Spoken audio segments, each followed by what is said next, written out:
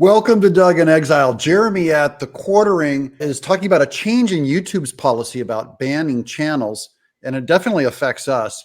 But he did all the work, so I thought I'd just reference his video instead. Do go subscribe to him. Just look up The Quartering if you want to be entertained by some guy. Coming out of YouTube this afternoon, being reported widely now that it will ignore / allow videos that make claims about shenanigans. He uses shenanigans like it's the 1800s. We're going to the hoots, gal. You know, we're going to be in cahoots with our shenanigans.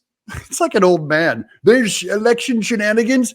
Now, why does he use that language? That's what all of us on YouTube had to use to talk about election integrity. We all went to code words, and Jeremy still has like Stockholm syndrome. He still has like the wince, you know, when you go up to a dog and he's been beaten, the dog's like this, and all the YouTubers still can't get out of the habit of even though YouTube said, you can talk about the election being stolen. And Jeremy's still going, you know, shenanigans, because we've all been trained. And we don't trust YouTube.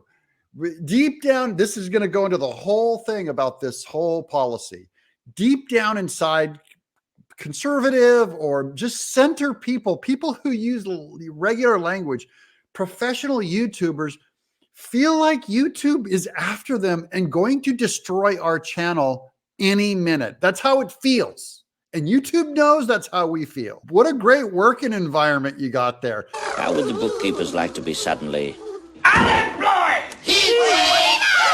YouTube needs to send themselves to human resources. I'm not exactly going to give YouTube stunning and brave points here, and there's a lot to talk about in terms of all the people that were banned, demonetized, deplatformed, had their livelihoods destroyed. Yeah, given my trajectory of my own channel that got destroyed, this was on simply sharing a personal story of my dad getting the Moderna vaccine, and I got that channel completely wiped. It probably cost me about $500,000 is probably what that move cost from YouTube. And I also got to say, my other friends that have been removed from the platform, there's guys who are just people who I've known. Hillary Hill, Out of the Darkness, Behizzy, Nick Masader, CanCon, Neil Johnson's been, Lumberjack Logic has been demonetized. They're just regular people. They're tiny. And that was their whole reach and their whole income. And you destroyed it.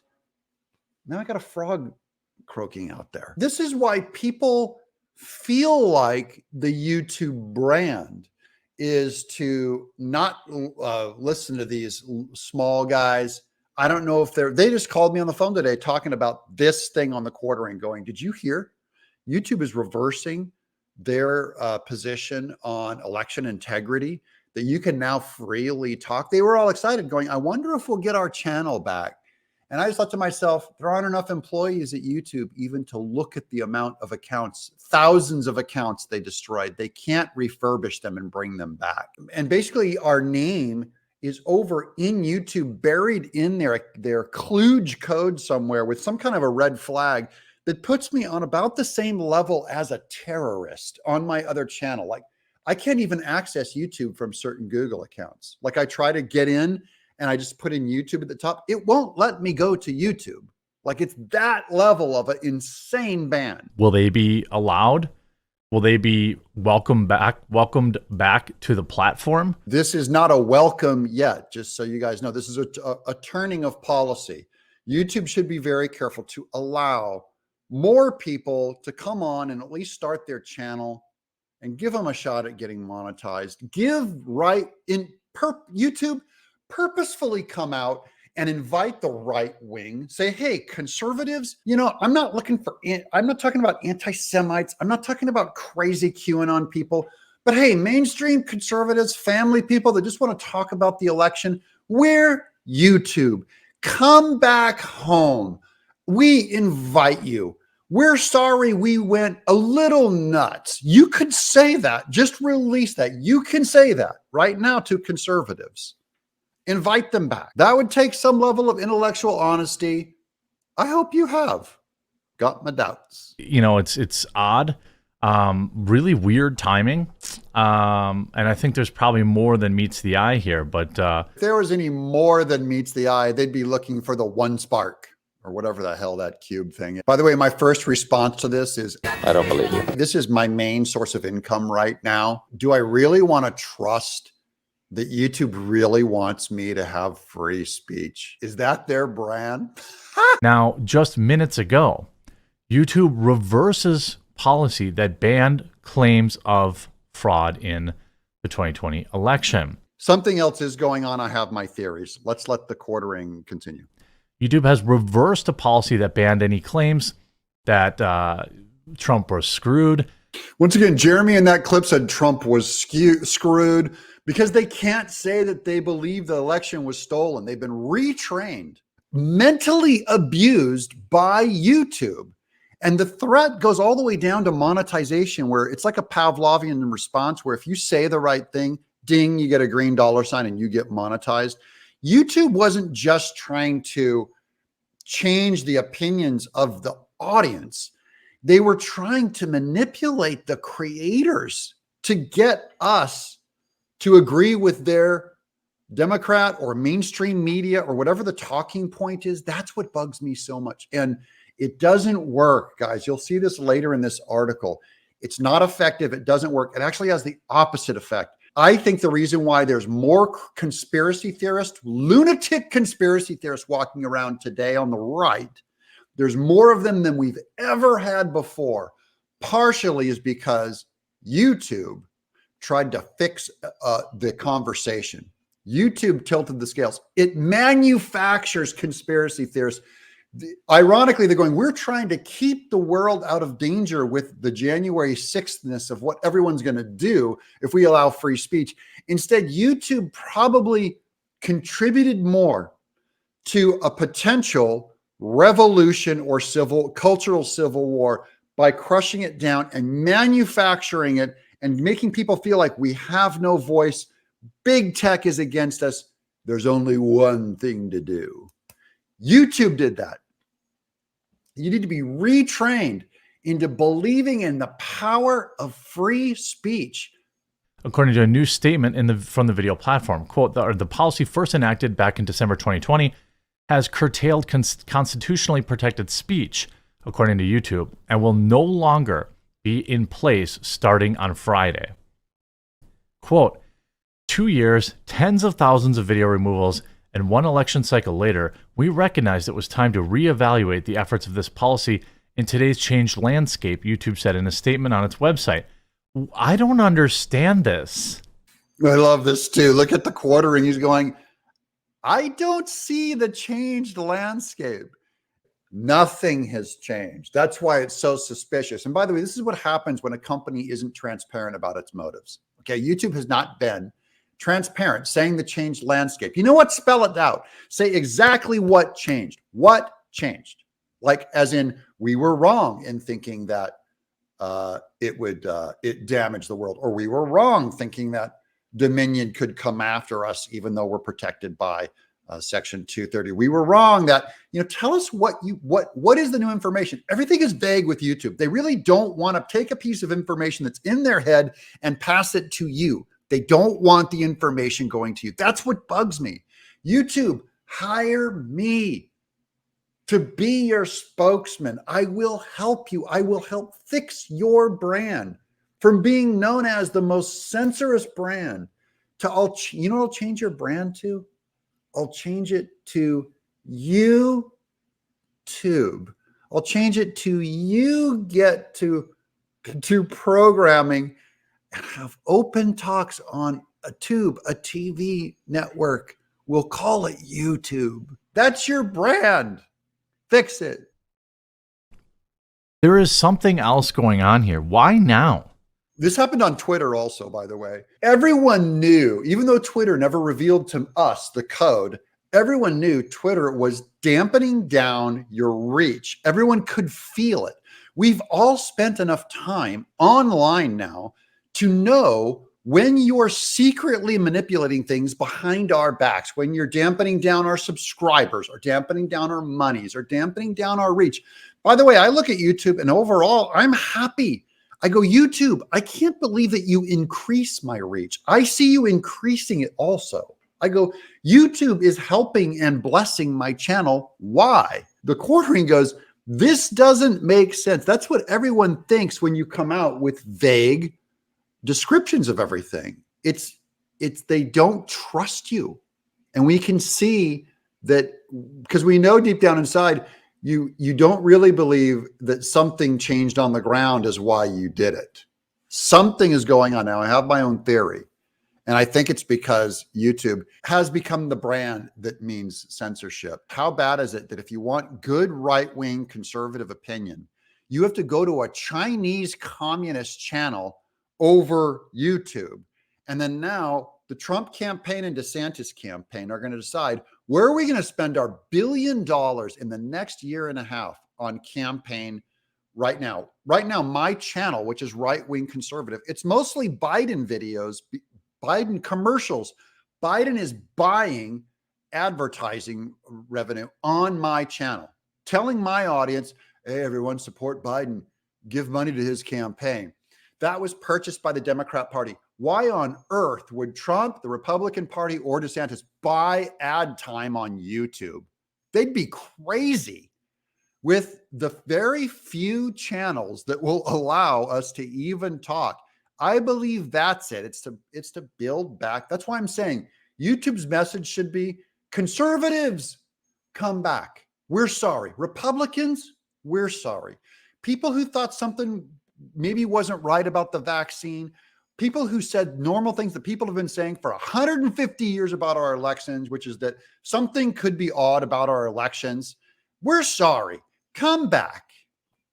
Buy ad time. You can trust us. In the current environment, we find that while removing this content does curb some information, it could also have the unintended effect of curtailing political speech without meaningfully reducing the risk of bad behavior or other real-world harm. Fact, no bad behavior came from anyone watching a YouTube channel. More bad behavior was caused by YouTube censoring people en masse. Massive distrust of this platform. And I want them to earn it back. So what they're saying is what we've said all along. The best possible thing to do with misinformation or bad information, the best thing for this, the best disinfectant is sunlight. Not to ban it, not to censor it, because then you create this positive feedback loop, essentially. Yeah, all people did was they just went over to Rumble and to TikTok where they could do all their black helicopter BS and freely talk about this stuff. It doesn't stop them from thinking it. It makes them think it more. And now they think you're complicit, YouTube. They think you're complicit with the FBI, not because you are, but because you act like you are. They continue. With that in mind, and with the 2024 campaigns well underway, we will stop removing content that advances false claims that widespread fraud, errors, or glitches occurred in 2020 and other past presidential elections. Why? Is it because they think there's going to be a narrative from the left about the right having shenanigans? No, this is about market share and branding. They need more money. They need the massive money that the number one platform where you want to spend your campaign money is on YouTube. Do you want to spend it on, and now there's going to be a race to free speech. Facebook goes, we're going to let Trump back on the platform, Republican Party, buy ad space here. And it's going to be a competition, right? And then YouTube goes, no. They go, buy ad space here on YouTube, Republican Party. We have removed hundreds and thousands of creators. We regularly label and ban any video I made about Trump that had Trump's name in the title got demonetized. That's what we do. Spend your money here. Whoever ran that part of your department, guys, YouTube, hire me. I'm a conservative, evangelical, Republican, right-wing Christian. Hire me. I will save you. You can pay me millions and I will save you billions. Pay me millions. I'll earn you billions. I don't really understand. The news of YouTube's reversal comes as social media companies that had previously placed restrictions on Trump are loosening their policies in the lead up to the 2024 presidential election.